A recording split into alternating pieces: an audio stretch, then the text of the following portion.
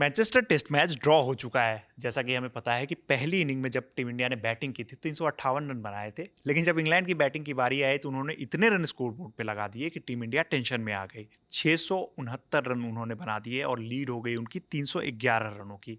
लगाई कहीं हम लोग फॉलो मतलब ये जो है कि पारी से ना हार जाएं, और ये इसलिए लगा क्योंकि हमारे जो दो प्लेयर्स थे, दो धुरंधर्स थे, वो पहले ही ओवर में पवेलियन लौट गए थे। यशस्वी जायसवाल और साई सुदर्शन तुरंत तुरंत आउट हो गए थे। उसके बाद बारी थी कि आपको 5 सेशन जो है इस मैच को बचाना है, क्योंकि जीतने के चांसेस काफ़ी कम थे। 1.5 दिन में आप इतने ज़्यादा रन बना के इंग्लैंड के खिलाफ मैच को नहीं जीत सकते हो। फिर जब बारी आई हमारे बैटर्स की, पहले राहुल और शुभमन गिल, फिर जडेजा और वॉशिंगटन सुंदर ने जो कमाल किया, उस पर बात करने के लिए हमारे साथी सुकांत मौजूद हैं। सुकांत, बारी बारी से जिस तरीके की, पहले तो इसी इनिंग की बात करते हैं कि क्या उम्मीद थी कि ये टेस्ट मैच ड्रॉ हो जाएगा?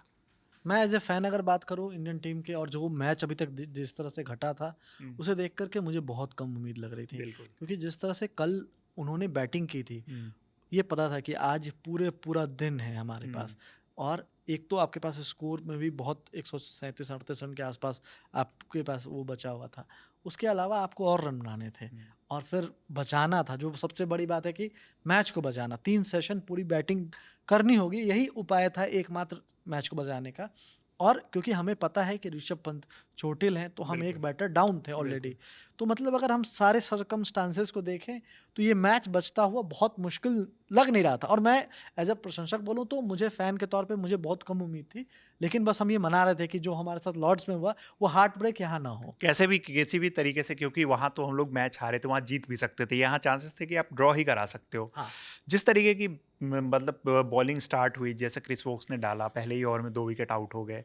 लेकिन कल यानी कि चौथे दिन जिस तरीके से राहुल और गिल ने बैटिंग की, फिर 5वें दिन हम लोगों को उम्मीद थी कि यही 2 बैटर हैं जो टिक सकते हैं, बाकी के बैटर्स पे उतना भरोसा नहीं कर सकते हैं। लेकिन वो दोनों पहले ही सेशन में आउट हो गए, और जब आउट हुए उसके बाद जो जडेजा और सुंदर ने किया है, सबको गलत प्रूव किया कि आप उन पे डाउट कर रहे हैं, उनकी एबिलिटी पे डाउट कर रहे हैं।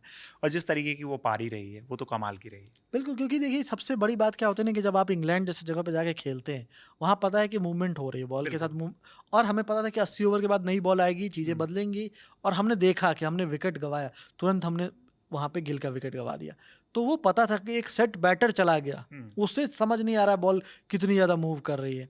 और केएल राहुल, क्योंकि आज आने के साथ ही जब आप एक ब्रेक के बाद आते हो, कंफर्टेबल नहीं लग रहे थे। कंफर्टेबल नहीं लग रहे थे, और वो बस 1 रन जोड़ पाए। हुँ, कल 89 पे गए थे, आज 90 पे हुँ, आउट हो गए। हुँ। और वो अनकंफर्टेबल दिख रहे थे, और बेन स्टोक्स जो लग रहा था कि बॉलिंग नहीं करेंगे, देखिए वो जज्बा भी दिखाता है कि वो आकर के बॉलिंग किए और विकेट निकाल लिए। उसके बाद जो टीम इंडिया ने जो फाइट बैक किया है, खास करके जैसा आपने बताया, वॉशिंगटन सुंदर और रविंद्र जडेजा। रविंद्र जडेजा वो नाम है जो इंग्लैंड बहुत जल्दी भूलना चाहिए, क्योंकि इस मैच में तो बहुत डिस्टर्ब किया है, बॉलिंग में भी 4 पूरी विकेट। सीरीज़ में, पूरी और सीरीज़ में फिर उन्होंने इस डिस्टर्ब किया। सीरीज़ की तो फिर मैं क्या ही बोलूँ। बिल्कुल। हमने देखा लॉर्ड्स में वो कमाल करते हुए, हमने एजबेस्टन में देखा, हमने हेडिंग्ले में देखा।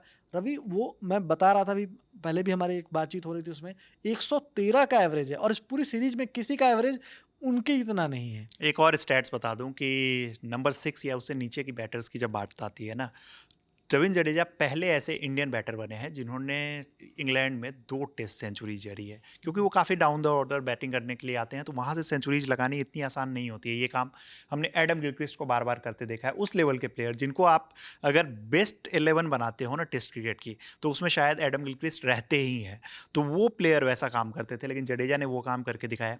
ओवरऑल सुकांत, जो बैटिंग की बात करें, जडेजा की बात की हमने, राहुल की बात की, इस मैच को अगर ओवरऑल देखा जाए तो जो टीम सिलेक्शन पे सवाल उठ रहे थे, लगातार ये हो रहा था कि आपने सुंदर को भी इस टीम रखा है और शार्दुल को भी रखा है, यानी कि 2 बॉलिंग ऑलराउंडर आपने रखे हैं, लेकिन दोनों ने बैटिंग से भी कंट्रीब्यूट किया है। और दोनों बिल्कुल। ने दिखाया है कि टीम सिलेक्शन पे जितना ज़्यादा हम लोग डाउट कर रहे थे, शायद उतना ज़्यादा डाउट करने की ज़रूरत नहीं थी। क्योंकि देखिए हमारे पास ऑप्शंस क्या अवेलेबल है वो देखना पड़ेगा। बिल्कुल। वो हमें पता था कि जो एबिलिटी शार्दुल के पास है, हुँ, वो ये है कि वो आकर के बैटिंग कर लेते हैं। और हमने देखा पहली इनिंग में कि किस तरह से उन्होंने आकर के ज़िम्मेदारी वाली पारी खेली बिल्कुल। थी।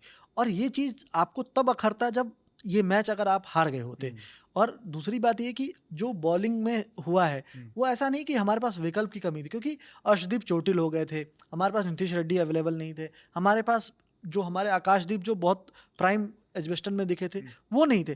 तो जब आपके पास 3-3 ऐसे ऑलराउंडर नहीं होते, तो ये सवाल तो उठते रहेंगे कि बिल्कुल। क्या प्रसिद्ध, क्योंकि हमने प्रसिद्ध कृष्णा को देखा है कि उन्होंने क्या किया है। अब रही बात अंशुल कंबोज और बाकी कॉम्बिनेशन उनको भी खिला के देख लिया है। हाँ। और ओवरऑल जो सेटिस्फैक्शन मतलब अंशुल कंबोज का जो प्रदर्शन है, ठीक है एक ही टेस्ट मैच हुआ है, लेकिन आप जब किसी प्लेयर को लेके आते हो तो उनकी एबिलिटी को देख के हुए लाते हो। जब वो टीम में नहीं आए थे तो वही लगातार चर्चा हो रही थी कि वो 140 प्लस की बॉल डालते हैं। उनकी बॉलिंग की स्पीड भी बहुत ख़राब रही है, शायद एक जो मतलब मीडियम पेसर होती है उनसे भी कम इनका एवरेज रहा है, और उसके साथ साथ वो इतने इफेक्टिव दिखे नहीं है। तो अब अगले टेस्ट मैच की बात करें तो क्या आपको लगता है कि क्या क्या चेंजेस हमें देखने को मिल सकते हैं? देखिए पहली चीज जो मुझे लग रहा है कि जो जरूर देखने को मिलेगा वो ये कि पहले तो ये बुमराह हो सकता है कि नहीं नहीं खेले। खेले, वो हाँ पहले ही क्लियर कर चुके हैं 3 मैच, और वो इफेक्टिव नहीं दिख रहे हैं। हाँ, क्योंकि वो दिख रहा है कि उनके ऊपर जो है ना हम्म, वो मतलब एक्स्ट्रा वो दिखता है एग्जॉशन। हम्म, और अब क्योंकि 3 दिन बाद ही अगला मैच है हम्म, तो ये ज़्यादा ब्रेक नहीं है, जो जैसे 8 दिन का ब्रेक था वो नहीं है, तो हमारे पास बुमराह तो नहीं होंगे, ये तय है। उनके अलावा हमारे पास एक और ऑप्शन है, अंशुल कंबोज के साथ आप जाना चाहोगे कि नहीं जाना चाहोगे वो देखना होगा। आकाशदीप की इंजरी पर क्या अपडेट है वो देखना होगा, क्योंकि आकाशदीप वो इफेक्टिव दिखे थे। शायद आकाशदीप अगले मैच में वापस आ जाए। हाँ, तो वो अगर फिट हो जाते हैं, जो ग्रोइन इंजरी थी हम्म, उनकी, अगर वो उससे फिट हो जाते हैं तो पक्का खेलेंगे वो मैच। और क्योंकि एक लंबा ब्रेक मिल गया उनके पास, रिकवर होने का एक अच्छा समय था, 5 दिन इधर है, 3 दिन उधर, तो 8 दिन का ब्रेक लगभग उनके पास है, तो रिकवर होने के लिए।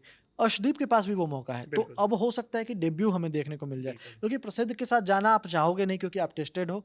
और रही बात, शार्दुल अभी टीम में नहीं हटेंगे, क्योंकि शार्दुल भले ही बॉलिंग में इफेक्टिव नहीं दिखे हों, लेकिन वो अभी बैटिंग में उन्होंने वो effective- कंट्रीब्यूट किया है। जी। तो क्या आपको लगता है कि कुलदीप भी अगले मैच में हम लोग देख सकते हैं?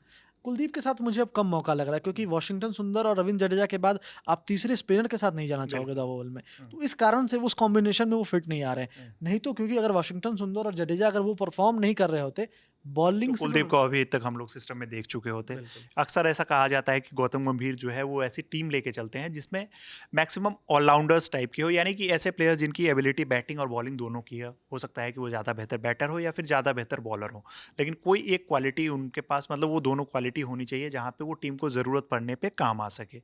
और यही था, इसको लेके काफ़ी क्रिटिसिज्म भी हुई कि ओवर डिफेंसिव हो रहे हैं, लेकिन इस टेस्ट मैच में जिस तरीके से उनका टीम सिलेक्शन अगर जितना सही उनका रहा है, और जो टीम सेलेक्ट की गई है उनके प्लेयर्स ने काम किया, जिन जिनको उन्होंने मौका दिया, एक अंशुल कंबोज के प्रदर्शन को हटा दें तो शार्दुल ने भी अच्छा किया, वॉशिंगटन ने भी अच्छा किया है, और दोनों ने इस तरीके की पारी खेली है, बल्ले से ज़्यादा कंट्रीब्यूट किया है। तो वो इस तरीके की पारी है जो काफ़ी लंबे समय तक याद रखा जाएगा। जडेजा, उनके बारे में जितनी तारीफ़ की जाए उतनी कम है। केएल राहुल और शुभमन गिल ने भी बहुत ज़बरदस्त पारी खेली है। ओवरऑल इस मैच में जिस तरीके से टीम इंडिया का प्रदर्शन रहा है, क्योंकि ये आपको भी पता है कि इस टेस्ट मैच को अगर हार गए होते तो सीरीज आज ही खत्म हो जाती। अब हमारे पास ये चांसेज हैं कि टेस्ट सीरीज को हम ड्रॉ करा सकते हैं, लास्ट टेस्ट मैच जो होगा।